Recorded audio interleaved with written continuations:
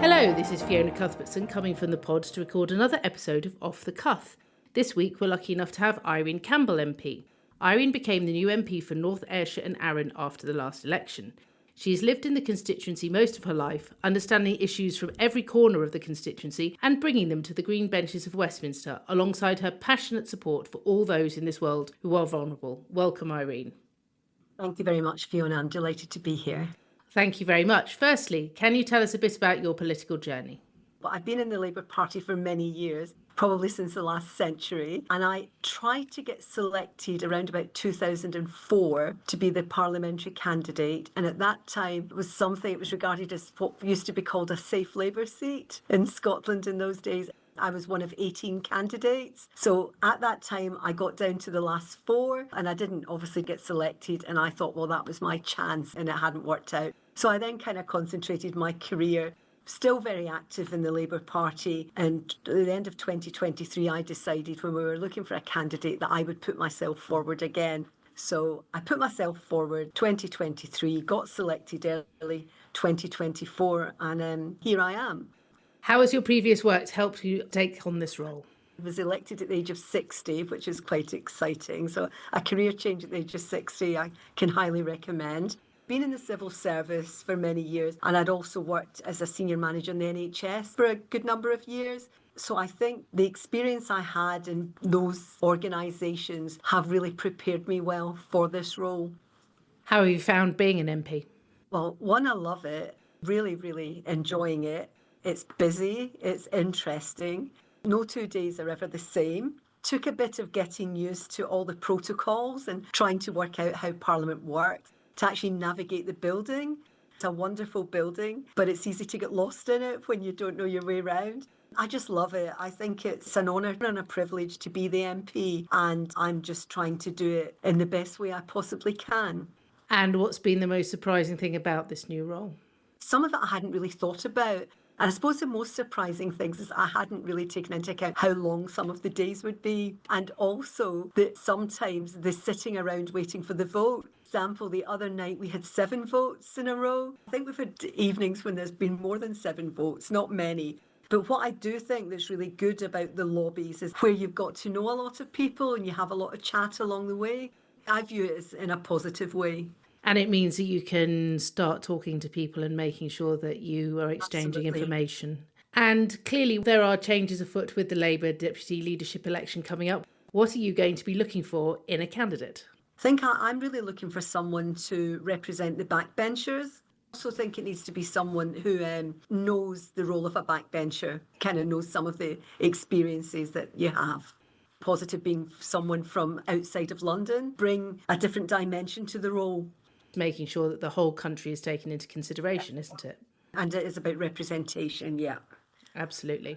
There are a lot of complicated and emotive issues that you need to get to grip with, including assisted dying and the use of animals in testing. How do you ensure you have as much information as possible on all issues before speaking in the Commons or to your constituents on an issue?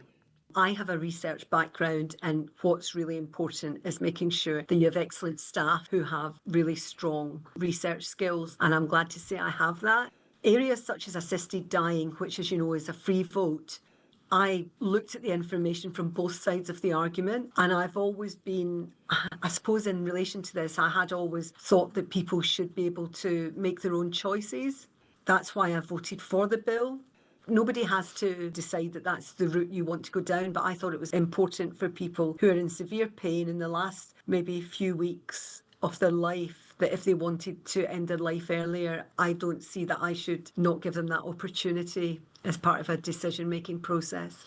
And you currently also sit on 2 parliamentary select committees, the Petition Committee and the House Finance Committee. So can you tell us a bit about the work you're doing there? Select committees are excellent and they're crucial to how everything works. I think it's a very good example of cross-party working, and I have to say that I'm really enjoying that aspect of it. I suppose I'll speak more about the Petitions Committee. The House Finance Committee, first of all, is really what it says. It's about all of the finance and the running of the whole house, including things like restoration, catering, everything. So that's looking at lots of spreadsheets, budgets, etc. So I think people are probably more interested in the Petitions Committee. It's its 10th anniversary this year. E-petitions has been going for 10 years. And it's a really excellent way for people to get their topic or issue on the agenda.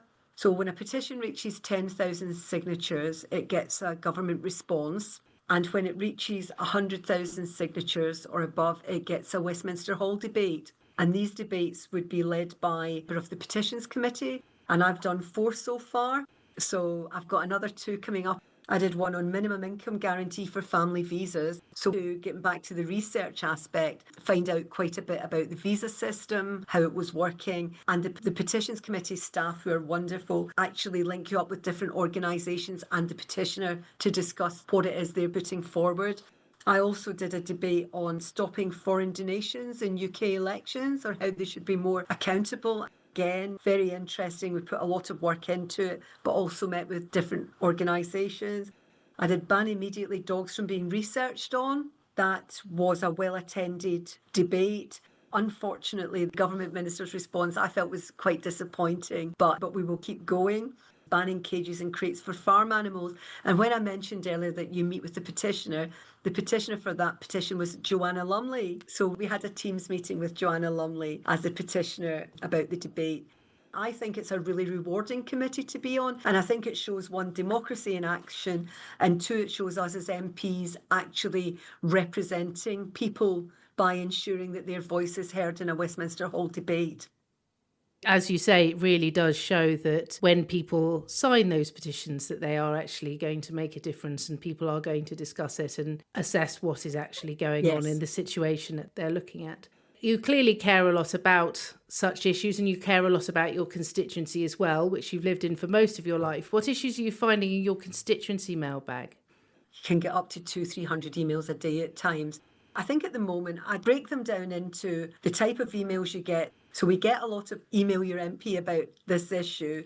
We also get a lot of inquiries from people about social security, housing, and then other local issues that people maybe feel they're quite upset with the local authority about. So for example, in my constituency, they removed many of the school crossing patrol people. So a lot of parents are very upset that no one's escorting their children across a busy road. So it's a council, they were trying to save, I think, £90,000 from their budget. So that's a real local issue. Social media access for under 16s, that's come up as well. And I've got a lot in policy. So Gaza comes up a lot, welfare reform, animal welfare, Ukraine, quite a wide range of issues. As you say, you're likely to get up to 200 or 300 emails a day. There is a lot of focus on harassment of women in public positions like yourself. Have you found that this has happened to you? Have you altered your way in behaving as a response to any emails or threats that you might have received already? First of all, I found that when I changed my Twitter account from being a non-MP, so I think it used to say something like vegan, outdoor swimming, architecture, all these kind of things. I never had one negative comment. And within about an hour of changing it to say MP, I actually got quite a lot of really sort of negative comments. I was surprised that people acted so quickly as well. Had a couple of little issues in relation to emails, but they were dealt with. We have to take security very seriously. I suppose I'm known in the constituency. For me, it's mainly been the social media abuse and the odd email that can be a bit unsettling. There are those MPs who really have attracted vitriol, so it's good that at least people are paying some attention to their behaviour and maybe behaving a little bit better. Saying that, obviously you have been very involved with Women's Aid, so you have had an understanding of how women can be affected by violence. Do you think enough is being done by the government to work alongside organisations like that, and what are they planning to do in the future? I think good work is taking place, but I also think that more can definitely be done, particularly in relation to getting people to feel empowered to leave really bad situations. In my area, I am in Scotland. When I was chair of Women's Aid a few years ago, the budget was cut substantially. And I think you need to invest in women's aid services to ensure that women have got a safe place to go. So I think we can definitely do more. Got the crime and policing bill that's going through the Lords. How can this bill help ensure that the government's pledge to reduce violence against women and girls actually happens and it is reduced by half? That's a really big question. I think the crime and policing bill creates an opportunity for maybe greater awareness. One of the things that you have raised in the House is the problem that prosecution rates are abysmal for this type of attack. So what work needs to be done to ensure less women withdraw from prosecutions and actually go ahead? We need to find out why people are withdrawing from the process. I don't know if follow-up is done to actually say, why did you decide to withdraw this complaint? Why did you decide to do this? Once we know why people are doing it, then hopefully we can put some support in place to make sure that people remain in the process and it gets to hopefully a good conclusion. Whilst a lot of women are attacked by those close to them, and specific examples are often raised in the House, there is also an underreported phenomenon. Violence against women and girls on trains has surged in the last couple of years. Why do you think this issue has traditionally not got the same level of reporting? Genuinely not sure about that. I think it's really worth exploring. So maybe we need to speak to some of journalists to find out why is that the case.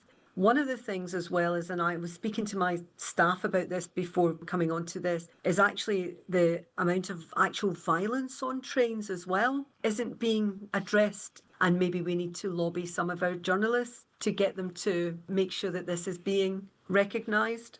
Well, we would be very, very happy for you to help us to raise the profile of this. And especially considering the fact that you have nationalisation of our rail system happening, this provides an opportunity for all aspects of the rail network to be managed more cohesively. So would it also make sense for the government to show they're committed to finding real solutions by working alongside rail operating companies to embrace technology and the use of innovative lighting, for example, to highlight incidents? Do you think that would help the BTP to maybe make more arrests? I think, yes, absolutely. I think that would be an excellent approach, and I'd be very much happy to support that approach and to try and encourage, as part of the nationalisation process, that we could build that in. Brilliant news. And what else do you think could be done to bring government and industry together to discuss all aspects of safety on trains? Partnership working is always key to getting anything delivered, particularly in the 21st century. So I think the partners all need to get round the table to look at it. And maybe it's a case of our government ministers taking it forward.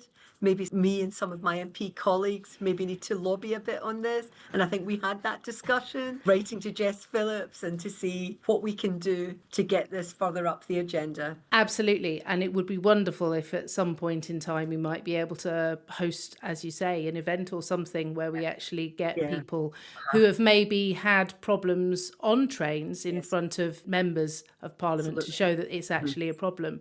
Do you feel, considering the fact that we are now making plans going forward, do you feel positive to where people will be able to use our transport system without fear? Hope so. I genuinely hope so.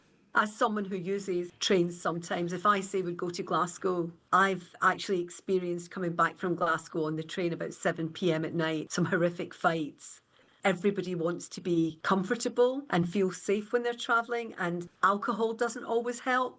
I think I'd go back to what you said about highlighting this in Parliament, and I think it would be really good to have an event to highlight this issue and to get people talking about it. That's brilliant to hear. Thank you so much for coming to talk to us. It has been most interesting to hear about how words must be followed with tangible actions and your commitment to preventing violence against women and girls today. Thank you to you, the listeners, who've hopefully enjoyed the show as much as we've enjoyed making it. If you have any questions regarding the podcast today, please feel free to comment. If you think it's worth coming back, please like and subscribe. If you feel you need something to tide you over to the next podcast, please buy my book Party Games on Amazon. And on that note, I'll see you next time. Hope you have a good week, one and all.